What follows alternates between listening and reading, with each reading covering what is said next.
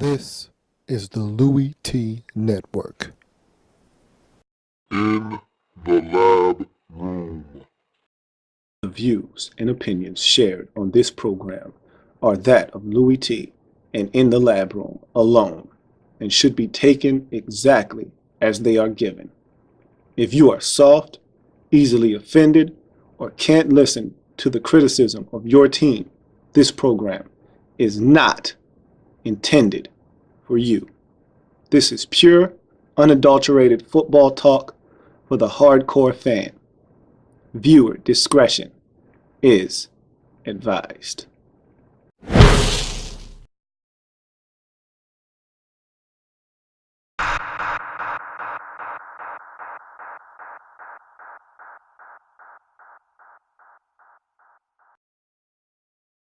Welcome, you are in the lab room.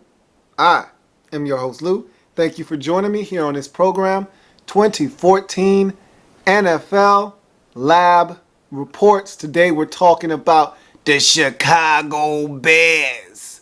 So we're taking a trip to the Midwest to talk about the Chicago Bears. 2014 NFL Lab Report of the Chicago Bears.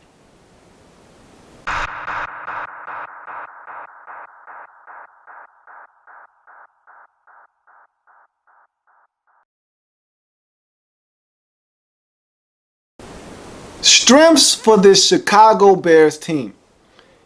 And when they made the head coaching change from Lovie Smith to Mark Tresman, the first thing you thought of was offense and him getting Jay Cutler on track and getting this offense back to a place where you could respect this Chicago Bears football team from an offensive perspective. This team had dipped in their offensive production. The offensive line was a mess when Tresman took over. There was a lot to do on this offense. Now, there was a lot of talent on this roster already. It just needed to be refined.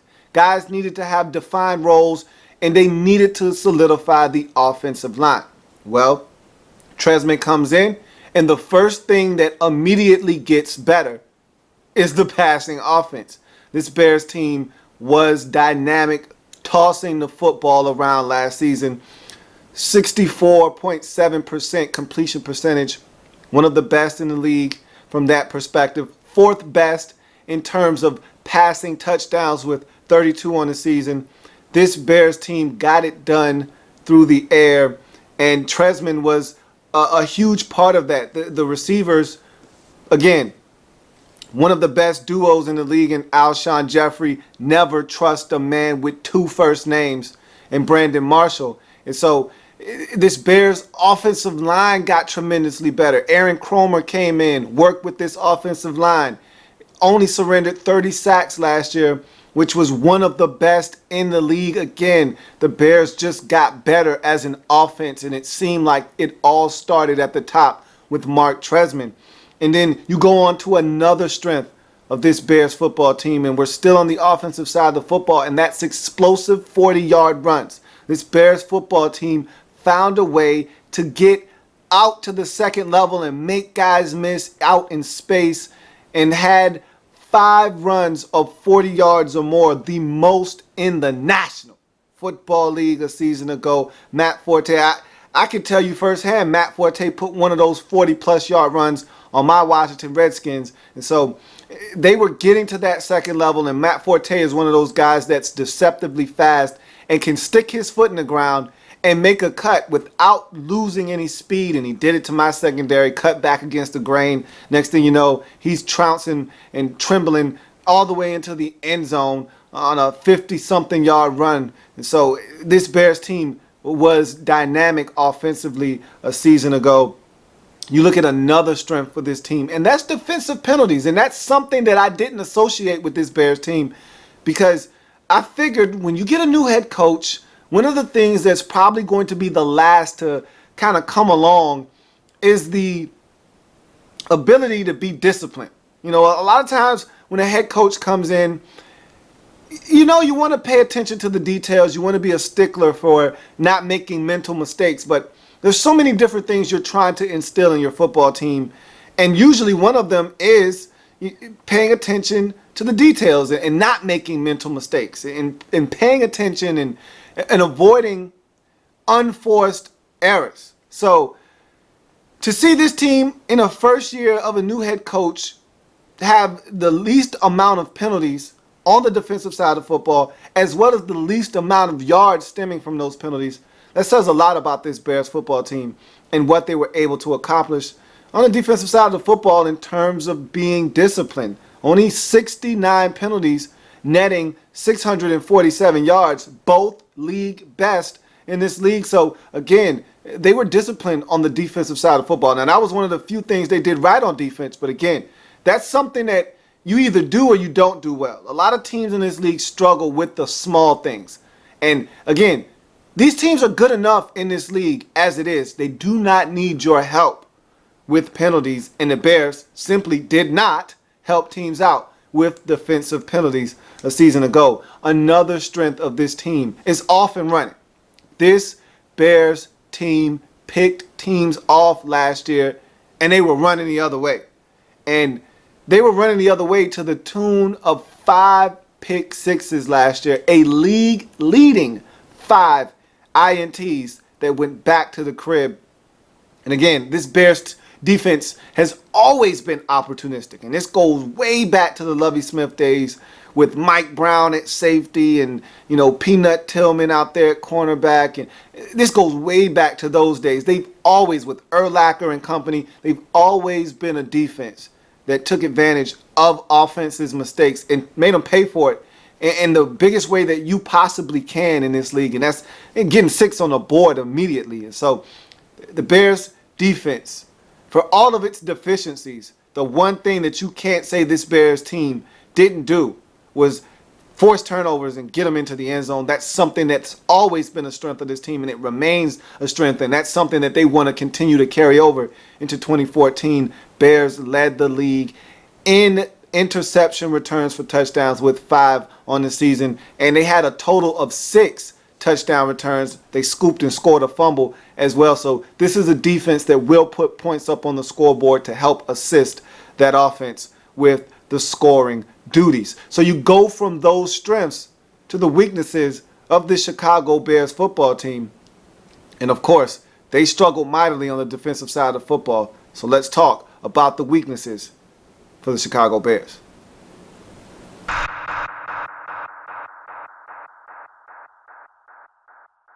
You look at this Bears team from a weakness standpoint, and for all of the things that went well on the offensive side of football, and I could have honestly sat and talked about the backup quarterback position and how that was a strength last season, but we'll talk about that a little bit later on. This team struggled defensively last year, and that's not something I'm used to seeing from the Chicago Bears. It's just not something I'm comfortable with. As a purist, an NFL purist, I've come to accept some things that I just expect on a yearly basis. And one of those things is that the Chicago Bears will play defense. So when they don't, I am somewhat disappointed and surprised. And last year was one of those seasons where I was surprised. Very, very surprised. And I don't know what I was expecting from this Bears defense. I know I wasn't expecting what I got, but I don't know what I was expecting. But the first thing that they didn't do well, and one of the most glaring weaknesses on this team, was the fact that they didn't generate pressure. Here's a Bears team that throughout Lovie Smith's tenure as Bears head coach, this defense was always good. That's one thing you could bank on. Now, that was also his downfall because the offense was never that good. But the defense was always outstanding. And they usually generated pressure with 4 guys. They didn't have to blitz that often. When they did, they usually hit home. Last year, they could not get to the opposing team's quarterback. Julius Peppers had an off year, and you just struggled. Shea McClellan didn't really get to the quarterback. You got nothing. And I think a lot of your struggles stem from the lack of consistency at defensive tackle. You've always been a team that was able to apply pressure from the defensive tackle position. I remember when Henry Melton was starting to come into his own and he was dominant at defensive tackle. before the ACL injury. And you didn't have any production at the defensive tackle position. You didn't push the pocket. Guys weren't beating guards and centers. They weren't winning one-on-one matchups. And your defensive ends, they weren't winning them either. And so 31 sacks for this Bears defense is a huge weakness. And absolutely huge weakness. Again, that's the worst in the league. 31 sacks, worst in all of football. You got to get to the other team's quarterback. I say this all the time. This is a passing league now. Some teams come out in 3 and 4 wide receiver sets to start the game. It is a passing league. The way the rules are set up, it is advantageous for the offense and more specifically for receivers in the passing game to flourish and thrive, because that's exciting football. That's what people pay to see. And so the league is leaning towards making sure that teams can throw the football freely. So you have got to be able to get to the other team's quarterback. You saw the numbers Peyton Manning and the Denver Broncos put up last year. 55 touchdowns, 10 interceptions. That's what this league is turning into. It's turning into like a glorified arena league football league. And so you've got to be able to get to the other team's quarterback. Because if you can't, it'll be a track meet. Teams will run up and down the field on you, and they'll be scoring points. And that's what happened to the Chicago Bears defense last year. They were giving up points. They were giving up time to quarterbacks, and they were getting sliced and diced. But not only that, the sacks weren't the biggest and most egregious offense of this Bears defense last season. It was the rush defense. That's my biggest problem with this Bears team. This was hard to watch last year. It was Medusa. Hard to watch. At times, all I could do was laugh because I was so uncomfortable with what I was seeing from this Bears rush defense. And there were times when I would watch the Bears and I would say, why is the other team even thinking about throwing the football? Like, I wouldn't even dare throw the football right now. It's going so well. It's going so good on the ground. Why stop? Just get a new back in here and keep plowing through this defensive line of the Chicago Bears in their front seven and just keep moseying along down the field. Like, there was a Thursday, or I want to say it was a Sunday night game. It was a Monday night game, matter of fact, against the Cowboys last year. And early on, the Cowboys could do no wrong, and it was because they were running the football. And then they just stopped. And then the Bears just took off on them, and they started to become explosive on the offensive side of football, and they just ran away with the game. But the downfall of the Cowboys in that game was that they stopped running the football. And I said, why did you do that? Just keep running. And they had enough backs where they could just keep platooning guys in and out. Just keep running the football, man. This Bears defense was an atrocity on the ground. And let me give you some hard factual evidence as to how bad this Bears rush defense was a season ago. And again, it's so many things that they did wrong, and it was so outlandish that I had to get my crack staff on the case. And you know, they do a magnificent job breaking these teams down and giving me these numbers. And so let's look at this Bears rush defense, shall we? Led the league in rush yards given up. That's no surprise. Again, dead last in rush defense. Dead last. Nobody was worst in the league. So let's just get that out of the way first and foremost. They were dead last. So this is no surprise. Led the league in rush yards given up. Now, this is the part that's going to knock your socks off. You ready? Pull your socks all the way up, because what I'm about to say to you is going to knock them off. All right. 2,583 yards given up. So you say to yourself, okay, they gave up a lot of yards. What does that mean? Let me give you some perspective, though. Okay, let me give you some perspective. The next closest team in rush yards given up was 400 yards plus away. You can't even see those guys. They're not in the rearview mirror. The Bears were far and away the worst rush defense in the league. So what I'm telling you is the Bears gave up close to 2,600 rushing yards. The next closest team, the rest of the league, they're 2,100 yards and back. There's no team other than the Bears in the league that exceeded 2,100 and 90 yards. Everyone else is 2190 and back. So no 2200, no 2300, no 2400. And then the Bears are almost at 2600. Do you get what I'm saying? Do you know how bad that is? 5.3 yards per carry. Of course, worst in the league. But that's not the only kicker there. They were the only team in the league to surrender over 5 yards a carry. So again, no other team in the league approached 5 yards per carry. The Bears gave up 5.3. So again, you can have it your way against this Bears defense. On the ground, you can have it your way. Why pass the football when the Bears couldn't stop the run? You look at second most rushing TDs given up with 22. So that's a problem, because not only are they gashing you on the ground, they're making it count on the ground. They're getting the pay dirt on the ground. So you're giving it up, and here's part of the reason why they were giving it up on the ground into the end zone. Most explosive and big runs given up. So the big runs are plus 20 runs, 18 of those. All right. The explosive runs are plus 40. They gave up 5 of those, for a whopping total of 23 big and explosive runs. Most in the league, of course. This Bears defense on the ground was a nightmare. One that they want to forget, and they hope to forget, because they went heavy on the defensive line last year in the draft. They went and they drafted a couple of defensive tackles. They looked to get better. They went out and got Jared Allen.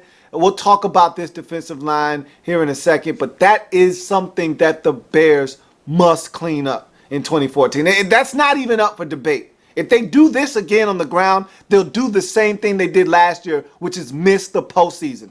There's no respect for a team that can't stop the run. I say this all the time. I know that this is a passing league. I know that points come through the passing game, but I'd much rather you throw the football against me. I'd much rather you throw the football than you bludgeon me to death with the rushing attack. Because there's no self-respect, there's no self-pride when a team can look you dead in your eyes and tell you, I'm about to pound a rock down your throat. What you gonna do about it? And there's nothing you can say. All you can do is take the beating that they're giving you, and you're on your heels. And that is so disheartening as a defense. Don't beat me up with the run game. You want to throw it? Knock yourself out. I might be able to tip a pass. I might be able to get a holding penalty on the offense or something. But when they're running the football, ain't a damn thing you can do about it. Bears got to clean that up.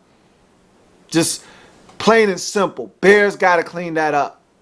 And you play in a division with the best back in all of the National Football League. You got to clean up that funky rushing defense. So you go from the weaknesses of the Chicago Bears team to camp battles.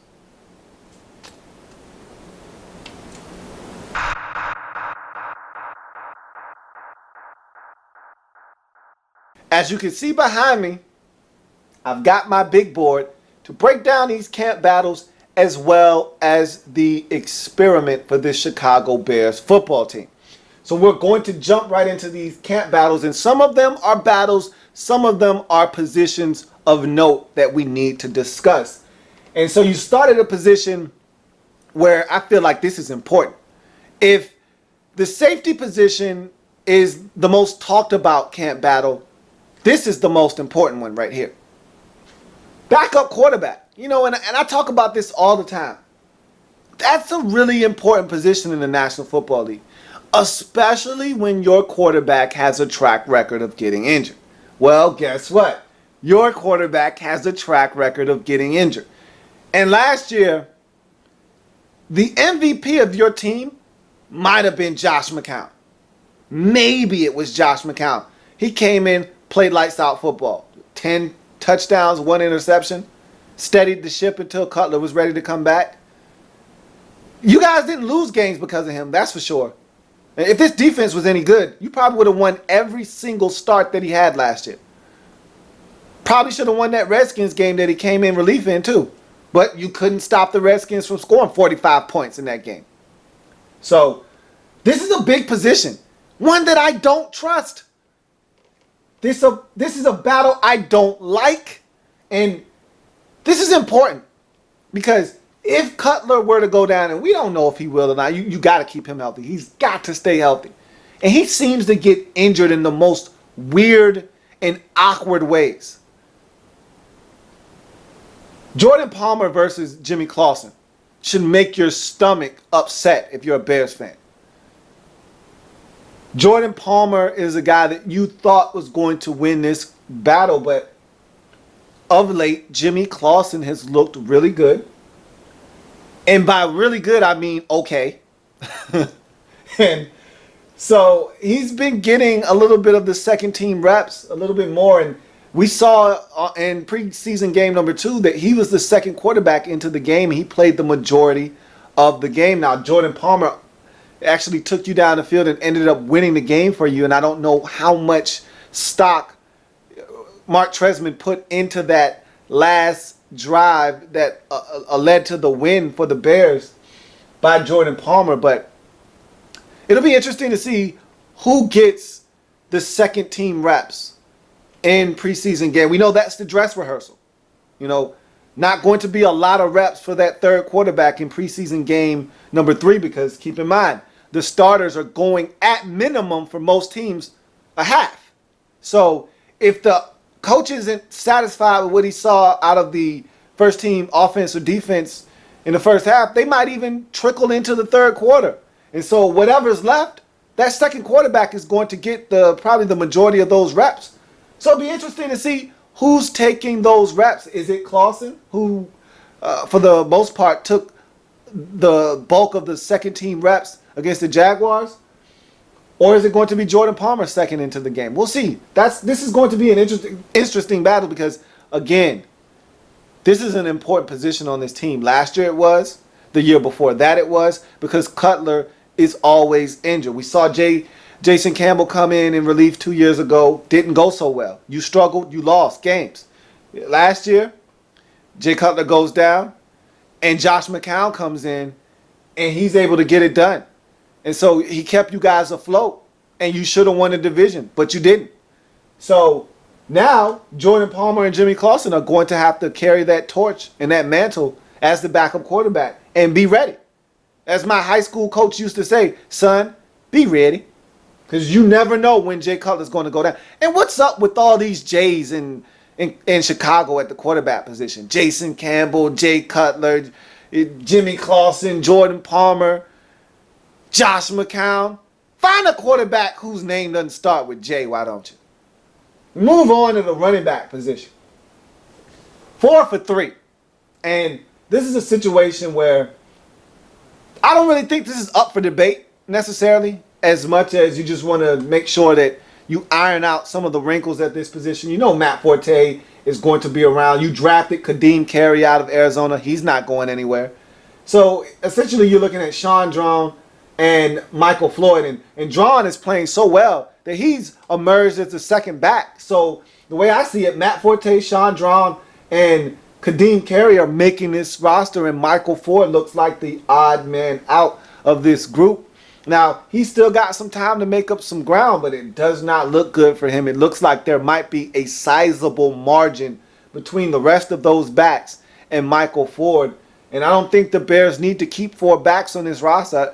With the production that they get out of Matt Forte and the bulk of the carries and the work that he sees, the workload that he already has, no way you need 4 backs on this team. So Michael Ford looks like a guy that could be on the outside looking in. You go to receiver, and you have among the most talented wide receiving cores in the league, and mostly because of the first 2, your starters on the outside.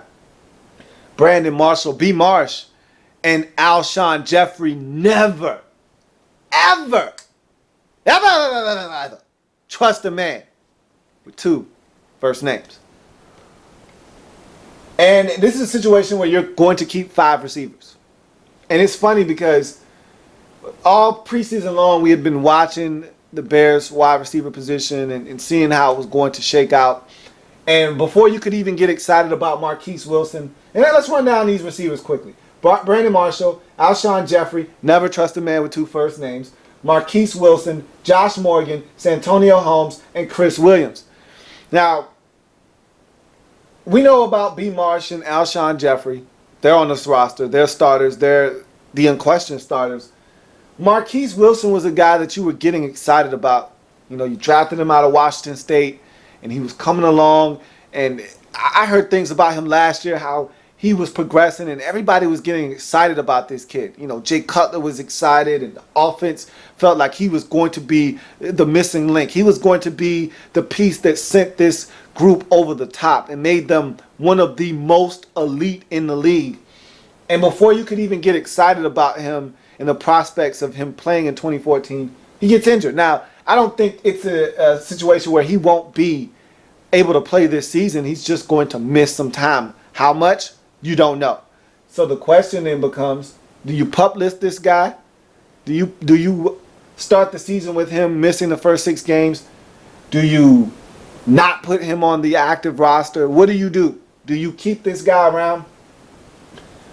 That's the question you got to ask yourself. If he's going to be back in week 3, if he's going to be back in week 4, then you keep him on the roster. He'll be back. But if he's got an injury that could linger for a while and could be out for the first 8 weeks of the season, then you put him on the pup list and you keep him away until you feel like he's ready to go. But Josh Morgan is a guy that has emerged, and he played really well in that preseason game number 2 against Jacksonville, has emerged as the third receiver on this team. And he's a guy that can make some plays. You know, he made some plays for the Redskins a couple of years ago, was their leading receiver in 2012 when they won the division and went to the postseason. So Josh Morgan is a kid that can make plays.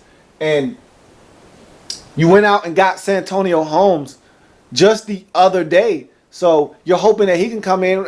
We don't know what he looks like. You know, he's been out of football. Like to think that he's in game playing shape. He's been able to keep himself ready, and he was waiting on a phone call. So like to think that he's in shape now. He's got to get into foot. It's one thing to be physically fit. It's another thing to be in football game playing shape.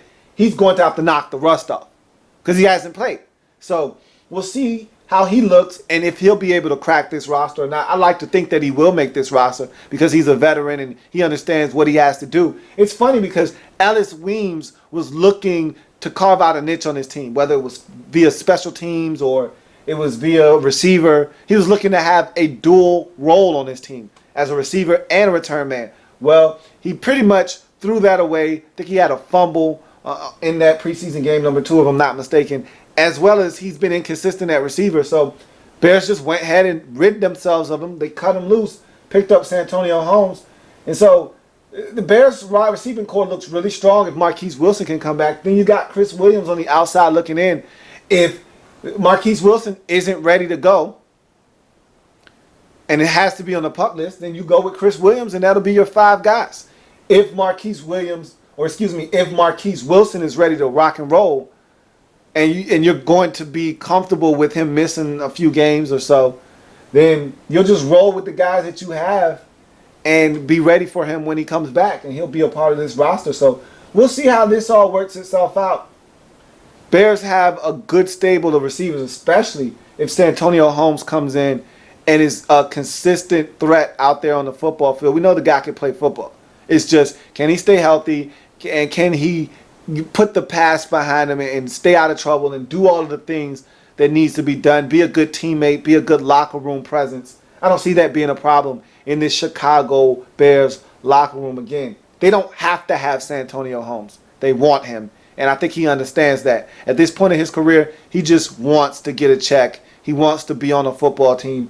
He's going to have to keep his mouth closed, play football. I expect him to do that in Chicago. You look at this defensive line, and I talked about this line being really the source of the problem last year as far as rush defense is concerned.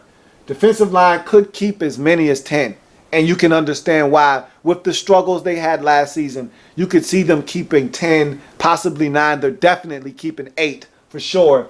Let's run down this list quickly. Jared Allen, Lamar Houston, Willie Young, Jeremiah Ratliff, Stephen Pyer. Ego Ferguson, Will Sutton, Nate Collins, Trevor Scott, and Austin Lane. Jared Allen, you went out and got him in free agency from the Minnesota Vikings. I talked about you having the worst total of sacks last year with 31. He's coming in to help with that immediately. I mean, the guy, if there's nothing else Jared Allen can do at this stage of his career, if it's one thing he can do, he can get after the quarterback. Had double-digit sacks last season, was looking for a big payday. You ponied up. He's going to help you get to the quarterback, if nothing else. And the key to helping Jared Allen get to the quarterback is stopping the run on first and second down, something you did not do well a season ago. If you can stop teams on first and second down, that'll allow Jared Allen to pin his ears back and get after the quarterback on third and long. Lamar Houston, another free agent acquisition, this time from the Oakland Raiders. He's going to come in, and his number one priority is to help you stop the run. He's a big run-stuffing defensive end that can get pressure on the quarterback, but that's not his strength. That's not his specialty. That is not his forte. That is something that is extra. You're looking for him to come in and be stout at the point of attack and help you improve this porous run defense, and that he will do. Willie Young, another free agent acquisition, this time from the Detroit Lions. Here's a guy that can get pressure, a little light in the pants. So as a rush defender, I don't think he's going to help you from that standpoint as much as he will getting to the quarterback. And again, you need all the help you can get getting to the quarterback. Jeremiah Ratliff, late season addition last year, wasn't really able to help you as much last year, was still dealing with some problems from his injury.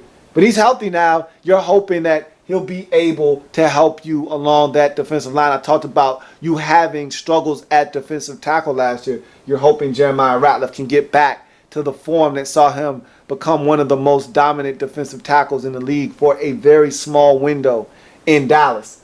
Stephen Paya is a guy that's been on this roster for a while now. You're looking for depth. He's going to help you provide that. You look at Will Sutton and Ego Ferguson. Here are two guys that come in, two totally different football players, both drafted early on in the 2014 draft by this Bears football team. Sutton in the third round, Ferguson in the second. Ego Ferguson is a run-stuffing, big, heavy-set, space-eating defensive tackle out of LSU. Not very athletic, but again, going to eat up space, help you plug up the middle of this defense. And Will Sutton, to me, he's the game changer. He's the guy that I want to see the most from, because and I want to see how he plays, and I watched him, and I want to see him be at a weight that is conducive for him to be a dominant football player. In 2012, this kid was dominant, and he was dominant at defensive tackle because he was lighter. He was around 270, 75 pounds, and he was an animal. Then the questions became, can he be that light and still play at the National Football League level? He heard all the criticisms. He put on some weight. He was not as explosive as a rusher. He could still help you getting to the ball carrier, but as a pass rusher, that's where his money is, and that's where his bread is buttered. And I think that's where he can help you the most. As one of these Henry Melton type guys, he needs to get back to that weight. I'm going to be watching Will Sutton because I think he can be a game changer along this defensive line. And Nate Collins, I thought he was one of your most consistent defensive linemen a season ago as a defensive tackle. And he's got versatility. He can go out wide, play as a defensive end, or he can play in the defensive tackle positions in the trenches. So he's a guy that's very versatile, going to be along this defensive line. That's 8.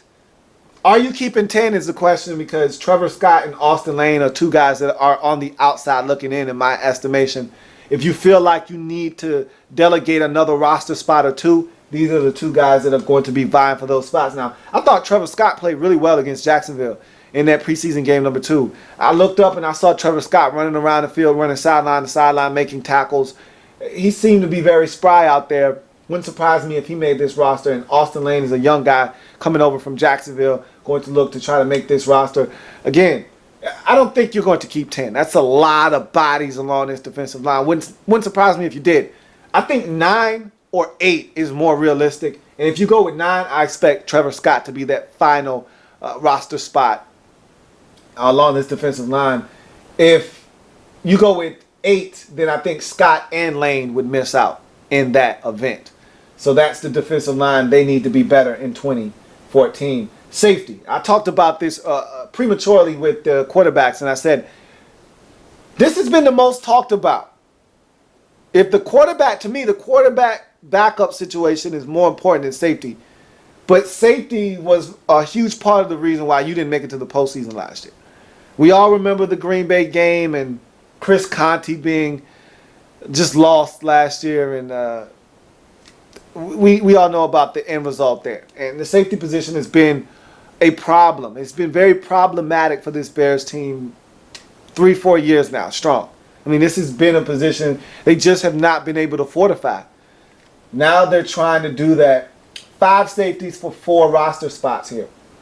Chris Conte, Brock Vereen, Ryan Mundy, Danny McCray, and Adrian Wilson. Chris Conte, going to be on this roster, provides you with special teams depth. Is a guy that knows the system. You're comfortable with him. He's going to be on this roster. Brock Vereen, kid you drafted out of Minnesota in the 2014 draft. He's a young guy. Don't expect him to start, but I do expect him to end up on this roster. Ryan Mundy, he's a starter. Got him from the Pittsburgh Steelers. He's great in pass coverage. He's definitely penciled in as one of the starters. Question is, who will be starting opposite of him in Chicago? Danny McCray has been that guy early on in this preseason and training camp. He's been getting starters reps. He's been the one that seems to be the favorite to start. Will he hold on to that spot? We shall see, but he's going to be on this roster. And Adrian Wilson has been a guy that you'll see him in there with the safeties starting, and he doesn't do anything. And he's at the point in his career where he's not going to offer you a lot on special teams. So if he's not giving you value as a defender, whether it's in the box or dropping, and his specialty was never playing 35 yards away from the football, away from the line of scrimmage. His value was always around the line of scrimmage as a hard-hitting safety that could snuff out the run and be an enforcer, 10, 15 yards and into the line of scrimmage. I don't think he can do that anymore at a very high level, and if the Bears feel that way as well, I could see him not making this roster. He could be one of these guys that you see in a starting capacity and then lose that role and then just lose his way off of the roster. So I think you're keeping 4 safeties. If you keep 5, then Adrian Wilson will be on his roster. If you keep 4, and I think that's what you will ultimately do, because you have to delegate so much attention to that defensive line, you'll probably end up having to shave off a safety and keep 4. And if you do that, I think Adrian Wilson, because of the lack of upside and he's an aging veteran, there's too many younger guys here that you want on this roster that can help you and can also play special teams. I don't see Adrian Wilson lasting on this roster if you only keep 4 safeties. And last but not least, you got a punter battle. You drafted Pat O'Donnell. That's my guy, Pat O'Donnell from the U. Benching 2 1/4. Look, you've heard me already do this before. Running that, 4, 5, 40 or whatever it is. Trust Way has given him all he can handle. But when you draft a punter, 9 times out of 10 he's going to make your roster. I mean, Pat O'Donnell would have had to he would have had to come out and have been abysmal in training camp and throughout the preseason to not get this job. Don't see how he isn't your punter come week 1. Even though Tress Way has performed admirably, he's not going to be on this roster. This is Pat O'Donnell's job to lose, and he's done nothing to lose this job. So those are your camp battles in Chicago. We move on from there to the experiment. And this is a pretty simple one. Plain, straight to the point, and direct. The Bears.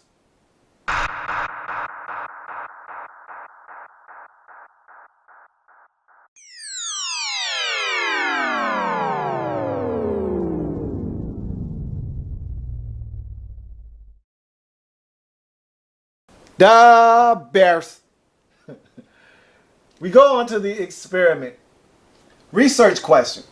Can the Chicago Bears recapture the mystique of yesteryear on the defensive side of the football, all the while having the offense stay healthy and explosive to compete for the NFC North crown. This defense has to get back to a respectable level. Last year, there was nothing respectful and respected about this Bears defense. You looked at this defense and you chuckled a bit because this was unfamiliar to me. I don't know those guys. The Bears defense that I saw, I don't know those guys, man. They were looking real unfamiliar last year.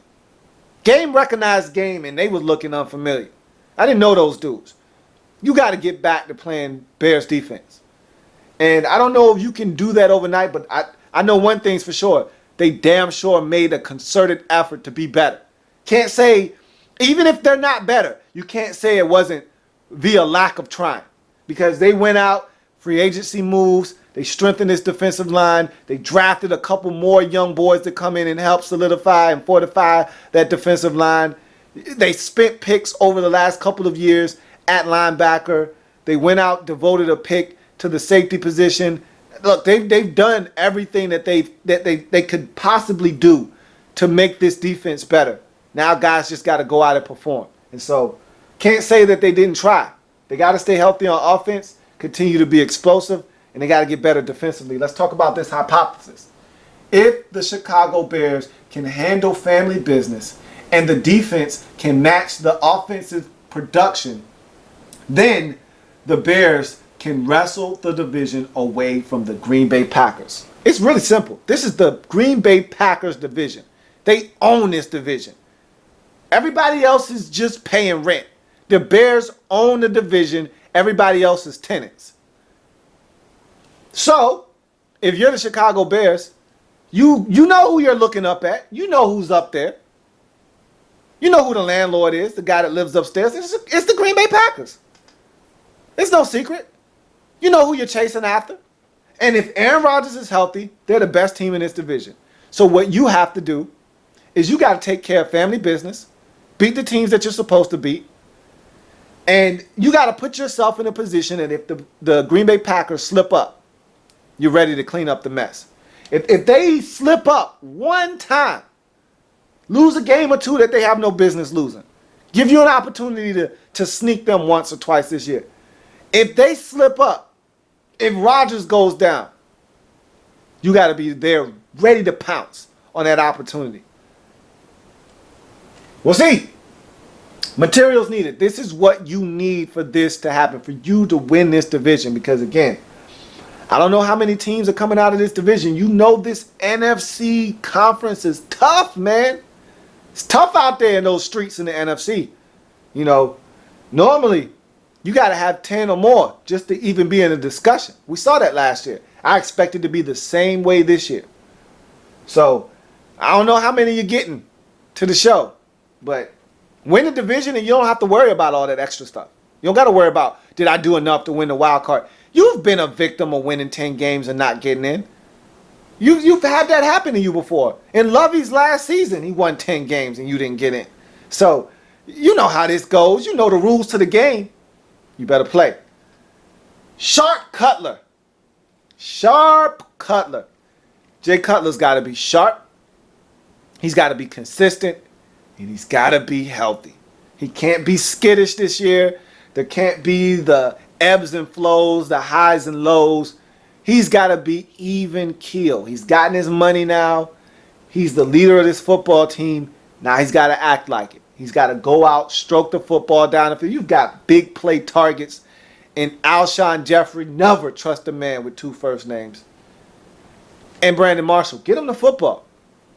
Martellus Bennett is another huge target out there. 6'5" at tight end, 6'4". Stroke it to him. You've got guys that can make plays. Forte to hand it off to and dump it down into in the passing game as well. Hand it to him out of the backfield. You got weapons. The offensive line is markedly better. They protected you last year. Only 30 sacks given up on the season. So they got it done. Now you just got to get it done. And you got to stay healthy. You find some awkward ways to get hurt. I remember 2 years ago you got hurt against the Chargers. You threw a pick and you went to make a tackle, and next thing you know, you broke your thumb and you're gone for the rest of the year. What? Yeah, who does that? You playing the Redskins last year? Looks like a meaningless, harmless sack or a hit on the quarterback. Next thing you know, you got hit in your groin and you're getting up and you're limping. Like, what quarterback injures their groin? Who does that? Jay Cutler does that. You got to be sharp this year, man.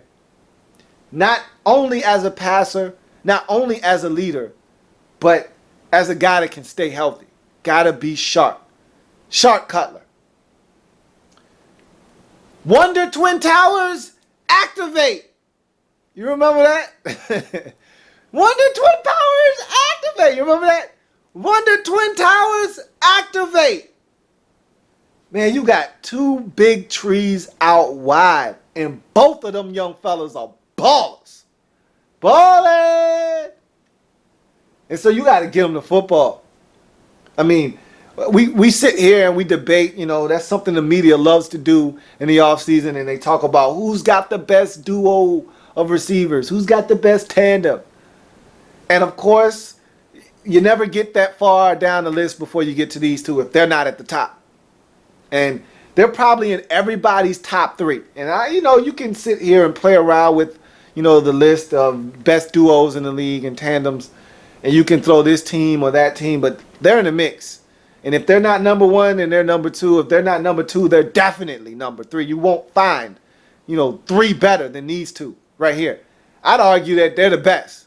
And until somebody knocks these guys off their throne, because who else is putting up, double digits? Who else is putting up over a G? Two guys over a G with, the potential to get 10 touchdowns apiece and making huge plays in the passing game. Who else is doing that? I don't see another set of receivers doing that like these boys are doing it. Now, there are guys that have potential. We're talking about Pierre Garçon and Deshaun Jackson out of Washington, but they haven't done it yet. They've done it on their own, but not as a group. These two have done it as a group. They've been on the same team and gotten it done. So, for my money, Wonder Twin Towers, them boys going to activate. And if they activate, the league is in trouble. Because Alshon Jeffrey is only going to get better. And I don't trust dudes with two first names. So that dude, you better keep your eyes on him because he's dangerous. And B. Marsh is just B. Marsh. He's just as consistent as it gets at the receiver position. You know what you're getting out of that guy. Going to run clean routes. Going to pluck the football out of the air. If you can't tackle, then you won't tackle him. He's going to get in the end zone, make plays. I mean, what else is there to say? So, if these guys are at the top of their game, it's going to be tough for teams to defend this Chicago Bears offense. Monsters of the Midway. You weren't that last year. You were just monsters. Period. You were just hard to watch. Scary even. You got to get back to being a defense that's feared around the league. And even if you don't get to that point this year, you need to take steps and make strides to getting back to a defense that can somewhat match what this offense is doing, because this offense was dynamite last year. The reason you didn't make the postseason last year was because your defense was terrible. It wasn't because of the offense. Offense did no wrong last year. Even when Cutler got hurt, this offense didn't miss a beat. I would argue they were even better without Cutler at times. I mean, the fact that we were even having the debate last year of should Mark Tresman stick with Josh McCown over Cutler when Cutler was ready to come back. The fact that we were even having that discussion lets you know just how good this offense was in spite of them losing their starting quarterback. So, the offense, they were clicking on all cylinders. But this defense, for all the good the offense did, this defense undid all the right doing of this offense last year. So you've got to, and it starts with sacks, it starts with stopping the run, and it ends with getting turnovers. That's something that you do well. You get turnovers. That's never been a problem of this Bears football team, especially with Peanut Tillman and that peanut punch. you're going to force some turnovers.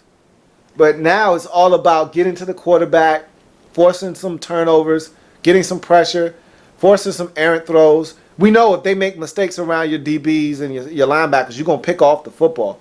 I mean, you led the league in pick sixes last year. That's not a problem for you. Your problem is being consistent as a defense, stopping the run consistently, getting consistent pressure on the quarterback. These are all things that, because of the moves you made in the offseason, you like to think that, hey, we're going to be able to do these things much better this year. And I'd like to think that's the case too, because of all the moves you've made. You need to be the monsters of the Midway. Lions, Packers, Vikings, and Bears. Oh my. This is simply my way of saying handle your family business. Last year, you struggled in the division. This was the biggest reason to me why you didn't make the postseason last year. Biggest reason you didn't make the postseason is because you struggled in the division. You struggled in the division. 2-4. And you know my prerequisite for making the postseason, one of them being divisional record. How did you handle your family business? Because if you're not at 500 or above, you can't go anywhere. You don't get to go to the show. I don't stamp your ticket. If you don't, I look at your ticket, I look at your body of work, and if, first of all, you know your record's got to be good enough. But the next thing I look at, right after the record, win-loss, next thing I look at your divisional record. How did you take care of family business? And if it's sub 500, oh no. I'm going to tear your ticket up, tell you go home. You're not getting into this show. This show is for the elite. The postseason, for the creme de la creme, the best of the best. And being part of the best means you got to handle family business. And last year, 2-4, and the part about you being 2-4 that was so sickening last year is the fact that your division was not that great last year. Your division was terrible last year. With all these injuries, Christian Ponder was stinking it up in Minnesota. They had a quarterback carousel over there. Josh Freeman even played for the Vikings at quarterback last year. The Lions swept you last year. You could not beat the Lions to save your life. Vikings got you once too. Packers got you once at the end of the season. You were 2-4 in the division. That's why you didn't make the postseason, man. Just one of those wins against another team in the division. Just one win extra against the Minnesota Vikings, who were terrible last year. Just one win against the Lions. Just one more win against the Packers. You were in the postseason. You would have been 3-3, and that would have been good enough to get the thumbs up for the postseason. But instead, you went 2-4, and it was thumbs down. You go home. Now, go home. Lions, Packers, Vikings, Bears. Oh my. Take care of your family business, man. Take care of your family business. You move on to the independent variable. Defense and Jay Cutler. It's no secret that you need this defense to be better and you need Jay Cutler. Look, more so than ever. You know, the last 2 years, if Jay Cutler got hurt, I would tell you, you'll be fine. You know, now look, I'd be lying if I told you I thought that Josh McCown was going to play as well as he did last season. I'd be lying through I would have told you Jason Campbell would have played better than Josh McCown did. So I'd be lying if I told you that I thought that Josh McCown, but I felt comfortable with Josh McCown. I knew that he'd come in and he'd be okay. He'd be fine. You know, you don't want him starting 6 games. At least I didn't think you wanted him to. I didn't know he was going to play as well as he did. But this year, more so than the past 2 years, you can't afford Jay Cutler to go down. Not with Jimmy Clausen and Jordan Palmer behind him. No, sir. Not going to do it. Wouldn't be prudent.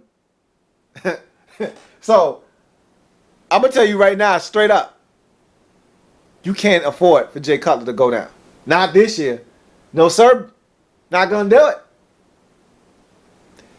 And the defense can't play as bad as they played last year. It's really simple. Your team's success depends on Jay Cutler's health and performance and the defense getting back to being respectable. And the dependent variable is the season. And basically, the defense and Jay Cutler being better and Jay Cutler staying healthy is going to determine the fate of your season. So it's the dependent variable is the season. Because without those two components being in top-notch shape, you don't stand a chance in 2014. If this defense looks like it did last season and they're giving it up on the ground and you can't get after the quarterback and Jay Cutler goes down in week 9, you're done. You're finished. Stick a fork in them. They're done. Finished. So, you go on to the constant. Roberto Garza, Charles Tillman, Lance Briggs, and Robbie Gould. These are all guys that either have or are going to have 10 years of experience as Chicago Bears with this upcoming season. Of the 4 guys I just named, the only one of them to not play their entire NFL career with the Chicago Bears is Roberto Garza. The rest of those guys, Tillman, Briggs, Gould, Bears for life. And I expect them to retire as Chicago Bears. And they've all been outstanding Chicago Bears in their own right, every single one of them. We've seen this offensive line go through struggles, periods where they couldn't protect anybody. Roberto Garza was the constant on that line. No matter who was on the line, no matter who was the offensive line coach, no matter who was at left tackle, right tackle, left guard, right guard, Roberto Garza was there for all of it. All of it. Whether he was at guard or he was at center. When you had Olin Kreutz, Roberto Garza was there. When Olin Kreutz left, Roberto Garza was there. So he's one of those guys. He's always been along this offensive line. Charles Tillman, that peanut punch. He's been the epitome of what this Bears defense has been over the years, especially when they were at their height, forcing turnovers. He was the main culprit. He was the guy that you had to know where he was because he was lurking. He was trying to pick the football off, and if you had it, he was trying to punch it out. And he's still trying to punch it out to this day. And if you make a mistake around Peanut Tillman, you know you got to pay. He's one of those guys that just has a nose and a knack for being around the football and making things happen. And he is a core Chicago Bear. I was a little nervous. I thought he wasn't going to come back. I said, man, Lovey's out there in Tampa Bay recruiting guys. And he sure did make a pitch for Charles out there in Tampa. But when it was all said and done, Charles said, man, there's no place like home. There's no place like home. He closed his eyes. He said, there's no place like home. And he opened them up, and he was back in Chicago. And I can say, I was happy to see him come back to Chicago. Lance Briggs, for all of the contract disputes and all of these different squabbles he's had over the years about money, he's always been a Bear. And he's going to be a Bear. Let's just hope that his situation doesn't end like Urlacher's did, where it's messy and there's name calling and all of that stuff. Hopefully, he'll finish out his career as a Bear and peacefully and quietly ride off into the sunset. He's been one of the most consistent linebackers when healthy. Dealt with some injuries a couple years ago. You're looking for him to get back to that level where, and I think he was part of the reason why you struggled last year because of the injuries. You're looking for him to come back and be a force at linebacker to help stabilize this defense. He's a big part of your defense, and he's a constant in Chicago. And Robbie Gould. I love field goal kickers that are consistent guys that you don't have to worry about. There was no better kicker in the league, and no guy that I cherished more than Jason Hansen out in Detroit. And the Lions are figuring out that they cherished him too, because they haven't had stability at the field goal kicking position since Jason Hansen has left. And the one thing that you haven't had to worry about is field goal kicking, because Robbie Gould has held it down for you in Chicago. There's one thing that I like and that's a calming, steady force at the quarterback position and field goal kicker that can get it done. Nothing brings a smile to my face more than knowing that if I send my field goal kicker out on the field, no matter the conditions, no matter the distance, because again, I won't ever put my field goal kicker in a position where I don't think he can get it done, where I'm setting him up for failure. I'm not sending my field goal kicker out on the field for a 54-yard attempt if I know that's right on the cusp of his range. Why do that? I wouldn't do that. If I know my kicker can bang it home from 49, sending him out there for a 49-yard field goal, and there's nothing better than knowing that field goal is going through the uprights, barring any kind of breakdown in protection. If the snap is good, the hold is good, and the protection is good, it's money in the bank. And Robbie Gould is money in the bank. So you go on to the conclusion for this Chicago Bears team. What does this all mean for the Chicago Bears? All of the changes in the offseason, all of the free agent acquisitions, draft picks, so forth and so forth. Jay Cutler's health hanging in the balance. How will he respond after being injured a season, the last 2 seasons? Can he stay healthy for a full 16-game slate? A lot of questions. This division is better. The Lions are better. The Packers, by virtue of Aaron Rodgers being healthy, are better. The Vikings, because of their quarterbacking situation and Teddy Bridgewater being on that roster and Matt Castle playing at a higher and better level, they're better in Minnesota. They have weapons in Minnesota. So everyone is better. I like to think that the Bears are better too, just by virtue of the defense being better. However, this is a tough schedule that you have to play. You finished in second place last year, so you're playing a second place schedule. So that means you got to play New Orleans. It means you have to play Cowboys again. Not saying that you're afraid of them. They're coming to your place. You beat them up last year at home. You're looking to do the same thing, but nonetheless, got to play them. You're playing second place schedule. Got to play the 49ers. It's not going to be easy. So just off of your division alone, and you struggle within a division, and then you got to play a second place schedule, it's going to be tough. Tough sledding. So I look at this team and I say, this team seems like an average group when it's all said and done. And if you want to prove me wrong, win in the division. I got you at 8-8, which of course isn't good enough to go to the playoffs. And the reason I got you at 8-8 is because you don't know how to take care of family business. Plain and simple. Detroit's not afraid of you. Minnesota's not afraid of you. And Green Bay owns you. They own you. The only reason you beat them last year is because Aaron Rodgers got hurt. If Rodgers doesn't go down in the first possession of that game, they beat you in Green Bay too. You struggle with the Packers. In Green Bay, at Soldier Field, you struggle with the Packers, man. And the problem with that is there's no room for error. There's no margin for error. If the Packers sweep you, that's 2 losses in the division right there. That means you've got to sweep somebody else to offset the fact that you can't get the Packers once. And last year, the Lions swept you up. And the Lions weren't a good team. They could have made the playoffs, but they didn't want to make the playoffs because they weren't a good enough team. And they swept you up. Vikings weren't good, and they got one from you too. This division, you know, family members are going to play you tough. But you got to find a way to win.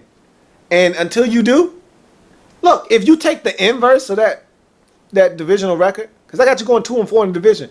You take the inverse of that, you're 4-2. You're a 10-win team. Problem is, I don't see that happen. You want to go to the playoffs? You want to win 10 games? Win in the division. Simple as that. So that's going to do it for the Chicago Bears and their lab report. I thank you for joining me. that happens in the National Football League, whether big or small. We cover it all here in the Lab Room. I thank you for joining me. Come back and join me when we go marching in with the Saints tomorrow. See you then.